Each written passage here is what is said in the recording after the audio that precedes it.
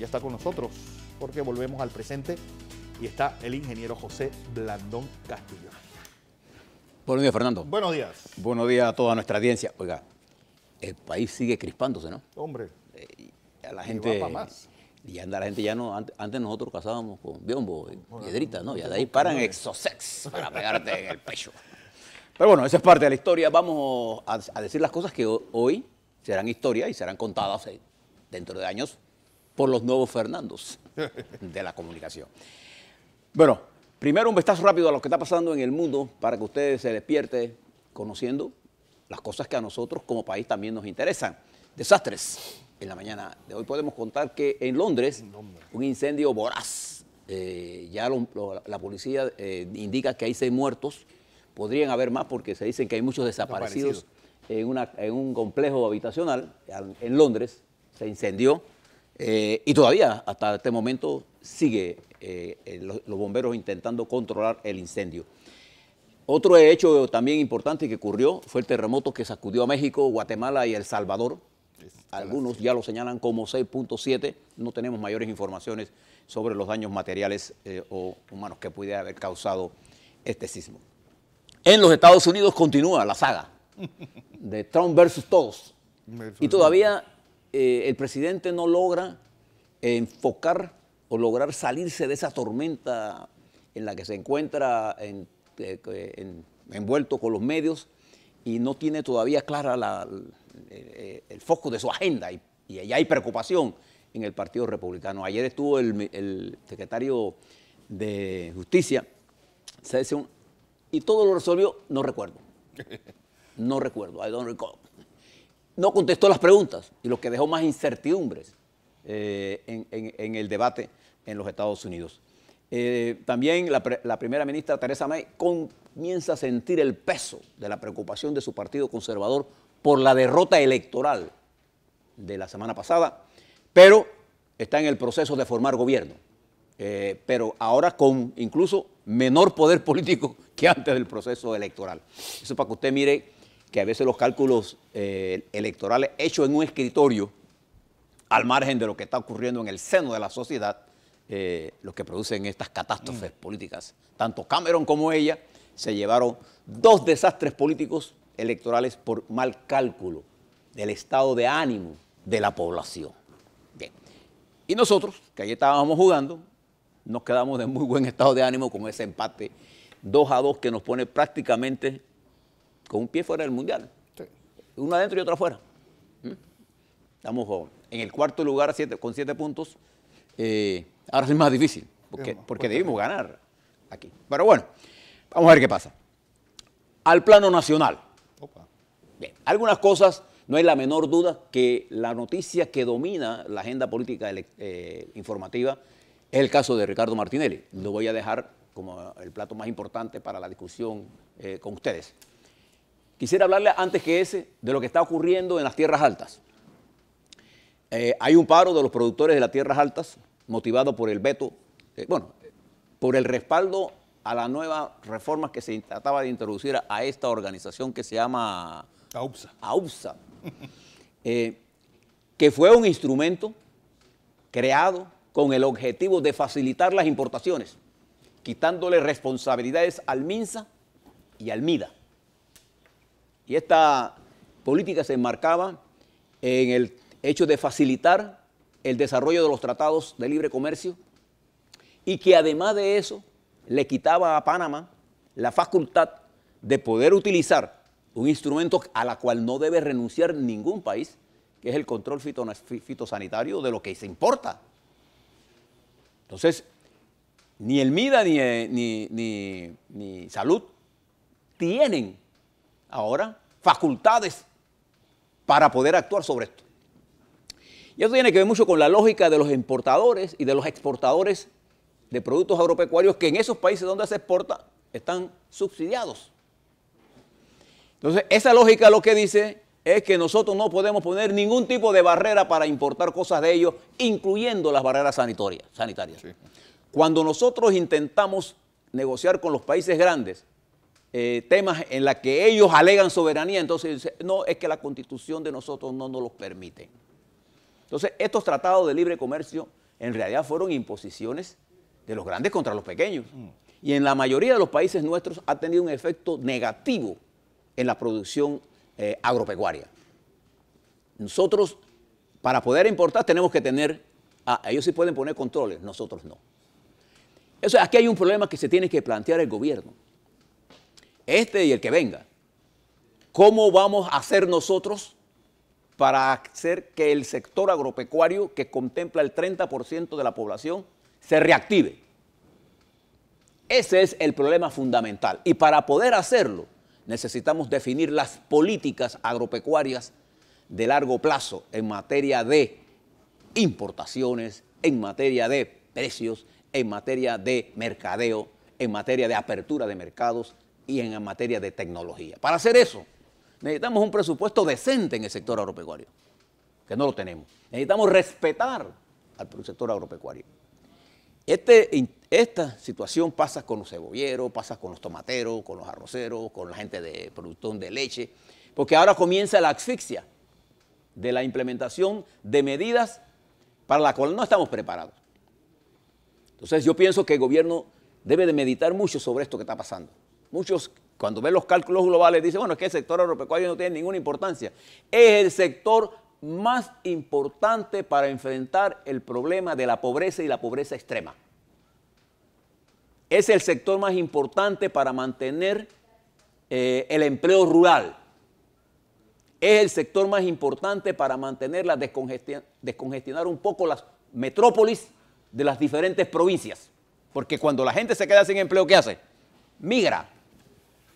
Migra una mano de obra no calificada, pero que sí podría trabajar en el campo, porque los requerimientos de empleo en el campo requieren menos tecnología, necesitan menos preparación académica, requieren tecnología de producción.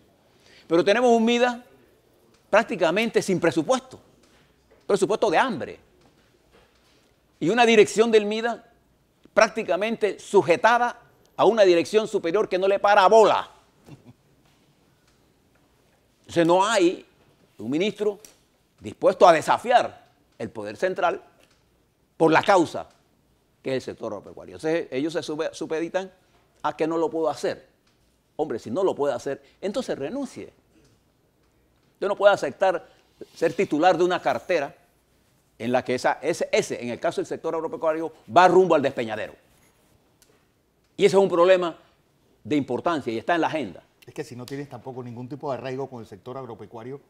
Claro, pero no importa. ¿Estás ahí cobrando el sueldo? Es más, yo conozco gente que no son productores y tienen más clara, hay economistas, por ejemplo, que tienen claro la necesidad de políticas muy efectivas para el sector agropecuario, pero no tienen compromiso.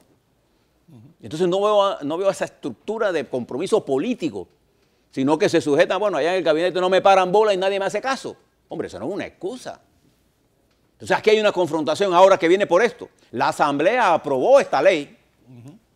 El presidente la veta. Ahora yo quiero saber qué va a hacer la Asamblea ahora cuando entre los próximos 15 días se reúna. ¿La va a aprobar por insistencia? ¿La va a mantener? ¿Qué va a hacer frente a las expectativas que creó en el sector agropecuario? Este es un tema en desarrollo que se une a que el país comienza ya periodo de efervescencia. Y viene, una vez que doblemos julio, el inicio del proceso electoral. Préstenle atención a esto. El manejo informativo del decreto 130, para no entrar al detalle de eso, porque eso no es mi tema de hoy, ya yo hablé sobre eso, evidenció la falta de comprensión del gobierno de los problemas de comunicación que tiene con su electorado, que es todo el país. No son los panameñistas, no son el grupo que está en la presidencia todos los días comiendo bien. No, es el país el que está pendiente de ustedes. Un ministro tiene más influencia en la vida de nosotros que cualquier cosa que yo diga. Entonces se preocupa más por lo que dicen los periodistas críticos que por lo que debe hacer un ministro en frente a la opinión pública a la cual se debe. Ese es un tema. El otro tema es la visita del presidente Varela la próxima semana a Washington. Y le decía ayer, Fernando, que yo me llamó la atención poderosamente que Panamá tomara la decisión de abrir relaciones con la República Popular China antes de la visita. Eso no le quita brillo porque creo que fue una decisión correcta. Nada más tenemos que mirar que China es uno de los principales países del mundo y representa para Panamá en el desarrollo de nuestra oferta nueva, que es el canal ampliado, mucho más que Taiwán. Póngalo así de simple. Y precisamente ayer, Fernando, tuve la oportunidad de conversar con el presidente Ernesto Pérez Valladares, recordando todo el proceso cuando su administración abrió esta relación formal con la República Popular China y recordando cómo ellos, los chinos de la República Popular, pusieron primero como que no iban a presionar por las relaciones diplomáticas porque entendían que al final del mandato de Valladares el canal debía pasar a Panamá y ellos no querían ser un obstáculo en la transición a que el canal fuera de Panamá. Y también recibí una comunicación de nuestro embajador y después ministro de Relaciones Exteriores, Ricardo Alberto Arias, sobre lo que ocurrió, recordando también cosas y felicitando a los que tuvimos que ver en esto, pero en realidad esta fue una decisión dirigida por el presidente y el ministro de Relaciones Exteriores, Gabriel Lewis Galindo. Pero le explico esto porque este hecho tiene impacto en estas conversaciones. Entiendo que el presidente va a ser recibido por el presidente Trump y entiendo, por información que dispongo, que será un almuerzo. Y que temas importantes serán tratados por los Estados Unidos. Yo lo que quiero saber es cuál es la posición de Panamá frente a esos temas. Seguridad, por ejemplo, es uno de ellos. Terrorismo, Venezuela será otro de ellos. Entonces nosotros lo que queremos es que cuando esa gira termine, el país conozca de cuáles fueron los compromisos que llegamos. Si es que llegamos a algún compromiso. Pero nada más, el gobierno se va a entrevistar en esta gira con altas autoridades de los Estados Unidos, lo cual es importante. Yo recuerdo que en las relaciones con los Estados Unidos, después de la excelente relación de Héctor Rijos con Carter, que fue una relación muy fluida entre el presidente Carter y nosotros éramos parte de la Casa Blanca, entonces proceso negociador, íbamos más a la Casa Blanca que a la presidencia de Panamá, digo, nuestras delegaciones.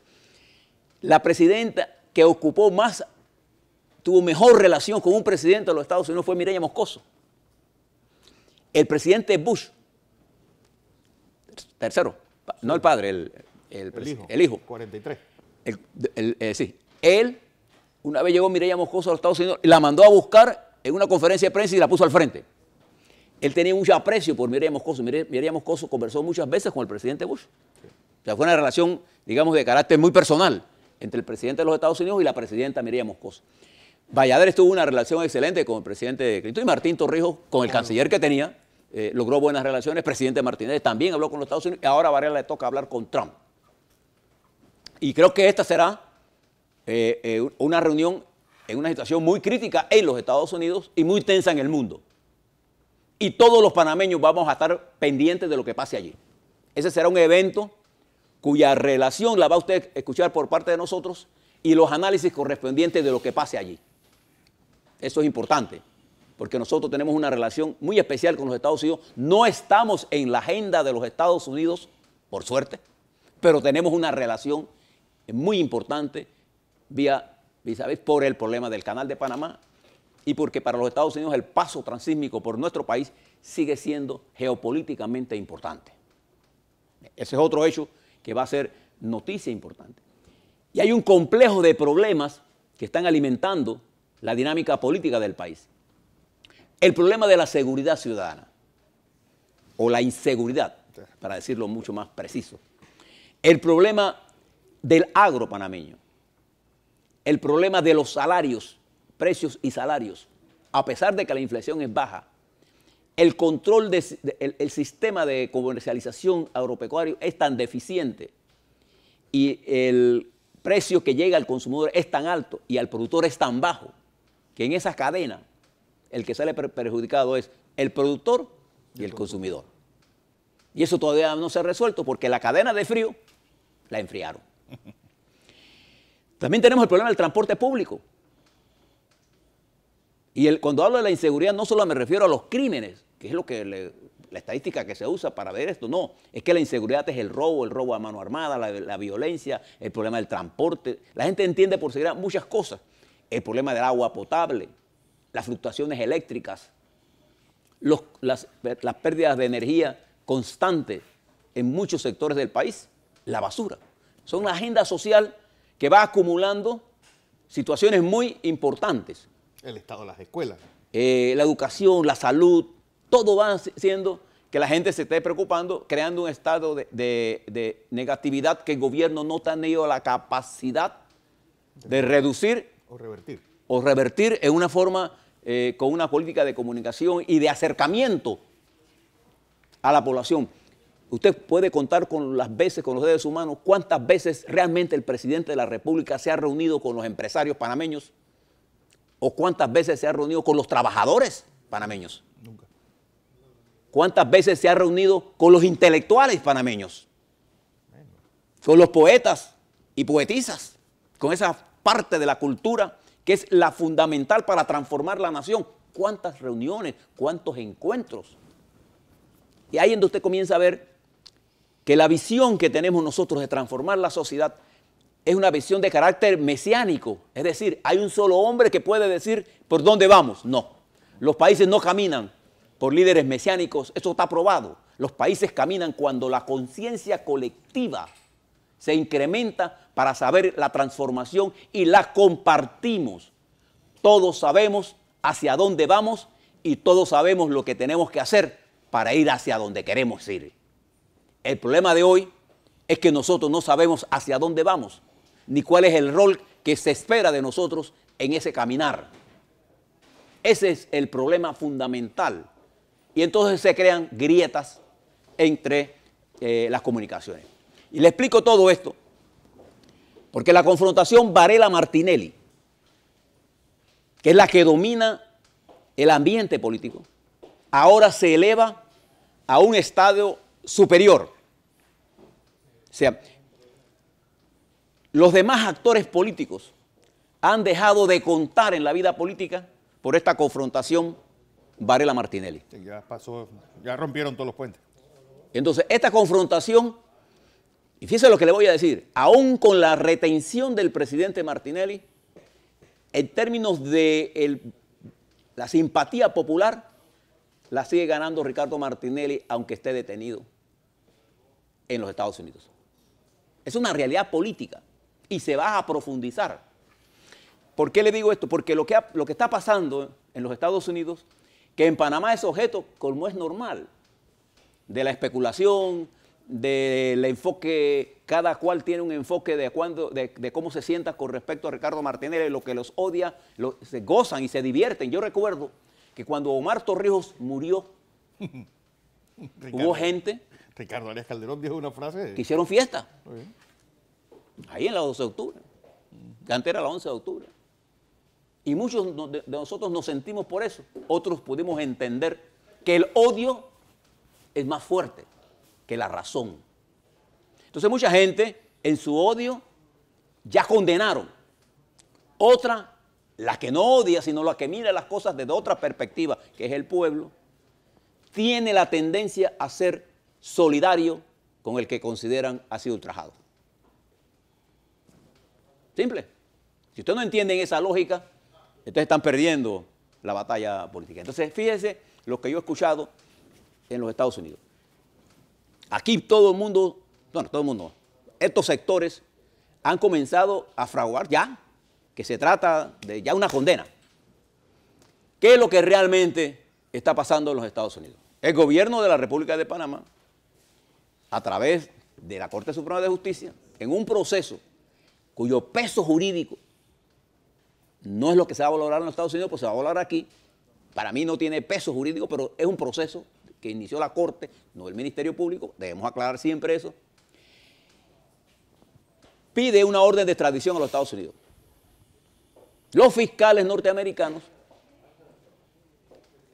emiten un proceso que llega al juez federal de Miami y el juez instruye a los federales que hagan una retención contra el presidente Martinelli en los Estados Unidos. Por procedimiento operativo normal, toda persona que sea detenida para ser detenida para una retención de este tipo o para una detención por crímenes, cualquiera que sea su acción, es sometida a un procedimiento esposado de pies y manos. por seguridad de las personas que los van a detener. Por eso lo hacen. No es que usted sea culpable porque usted tenga, no, eso es un procedimiento operativo normal que la policía, los federales, el FBI utiliza cuando se producen estas detenciones. Y él está retenido por instrucciones ahora del juez hasta que el próximo martes decida al fondo cuando escuche las partes. Ese es el hecho. Lo demás es especulación. Pero como todos tenemos derecho a especular, y usted también tiene el derecho a especular, yo les sugiero que especulemos con un poco de razonamientos. Este es un proceso judicial que ya terminó, ¿no? No ha empezado, señor. Este es un proceso que comienza a elevar más la confrontación Varela-Martinelli. Si tienen alguna duda, miren el tuit de la señora Marta Martinelli, nada más para que tengan una idea. Y hay una polarización en Cambio Democrático que le da ahora elementos a Cambio Democrático para buscar la unidad. Antes no la tenían. Ahora tienen una razón más poderosa. Y a otros elementos que ven en Martinelli un temor, van a bajar el perfil. Porque él tiene información que les puede afectar. Pero además de eso, como si fuera poco esta confrontación, tenemos en el desarrollo procesos judiciales internacionales como los papeles de Panamá y Odebrecht, que van a tener un impacto en la vida política nacional. Entonces, mi pregunta es, ¿podrá la nación panameña resistir esta embestida con todo, con un sistema político frágil, con una justicia parcializada y con una sociedad cada vez más encrispada? ¿Cuál será la dinámica política que dominará las próximas semanas? Y fíjese, le voy a dar elementos que usted debe tener en consideración. Observe cómo están creciendo espontáneamente, sin participación política partidaria, las protestas. Agropecuarias, estudiantiles, gente por el decreto, gente por esto. Se está movilizando a la opinión pública. La visita del presidente Varela va a ser objeto de un debate nacional, no se engañen. El 1 de julio, la Asamblea va a entrar en su fase de confrontación más importante. El presidente, por los acontecimientos que vienen, tiene la necesidad política de controlar la Asamblea, por cómo se maneja el poder. Se maneja en forma absoluta, porque no se cree en la división de poderes. Y entiendo las razones por las que quiera controlar la Asamblea, no es que la comparta. Y ya había una pugna política. ¿Qué va a hacer lo poco que queda de PRD con la división que queda en Cambio Democrático y con el poco peso en la Asamblea que tiene el panameñismo? Ahí va a surgir la primera confrontación que va a marcar las elecciones del 2019. Pero además de eso, en las próximas semanas tendremos, después que la Procuradora firme los acuerdos con Odebrecht, información de lo que está pasando y qué pasó con los sobornos, en este caso.